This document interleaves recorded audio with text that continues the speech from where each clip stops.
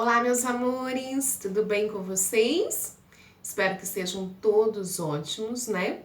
E hoje, na nossa aulinha de português, nós vamos aprender um pouquinho mais sobre os verbos. Hoje nós vamos ter 2 momentinhos na nossa aula. Em um deles, nós vamos conversar um pouquinho sobre o verbo por e o outro sobre os verbos auxiliares. Bom, vamos falar primeiramente sobre o verbo por. Quando eu comecei a conversar com vocês sobre verbos, eu expliquei para vocês que o verbo ele tem 3 conjugações. Que os verbos terminados no seu infinitivo em ar pertence à primeira conjugação, terminados em er pertence à segunda conjugação e os verbos terminados em ir pertence à terceira conjugação.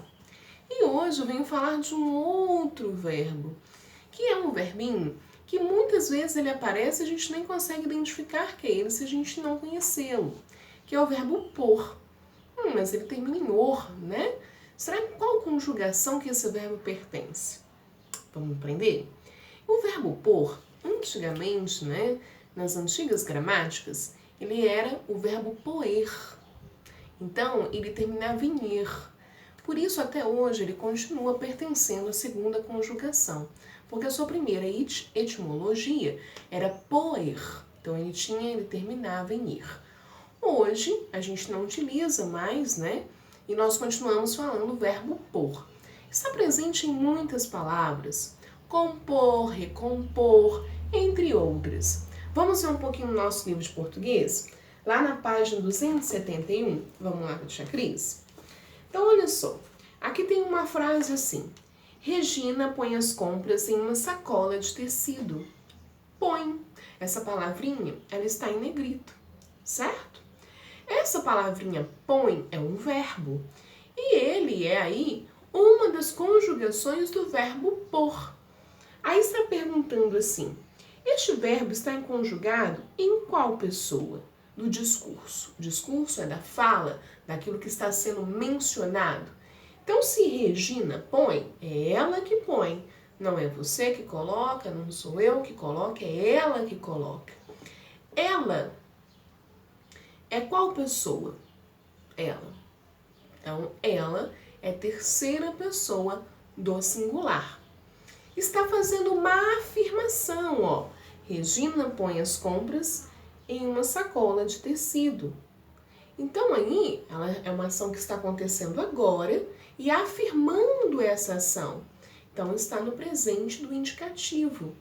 Lembra que a gente tem 3 modos? O indicativo, onde está indicando, afirmando uma ação. O imperativo, onde está dando uma ordem. E o subjuntivo dá uma ideia de dúvida. E aí nós temos os tempos, que a gente já sabe um pouquinho quais são. O pretérito, que é o passado, que se divide em perfeito, imperfeito e mais que perfeito. O presente e o futuro, que se divide em futuro do pretérito e futuro do presente. Tranquilo? E não confundam tempo com modo, tá? Então, modos são 3, indicativo, subjuntivo e imperativo. E aí, a gente conhecendo um pouquinho do verbo por, olha um pouquinho mais adiante. A forma verbal põe é uma das flexões do verbo por. Embora o verbo por não termine em er, é considerado um verbo de segunda conjugação, pois ele vem da forma arcaica, poer. Aprenda a conjugação do verbo por. Então, ele é conjugado nos 3 modos, nos tempos que a gente já conhece. Depois você dá uma olhadinha. Quais são essas conjugações que está aí na tabelinha? Então, ele serve de modelo para conjugar outros verbos que são derivados dele, como compor, repor, decompor, dispor, transpor e propor. Tudo bem? Então, guarde o verbo por.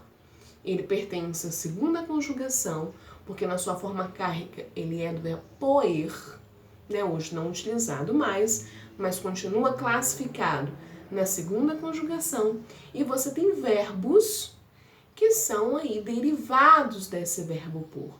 E ele é conjugado nos 3 modos e nos tempos que nós já estudamos, tá bom?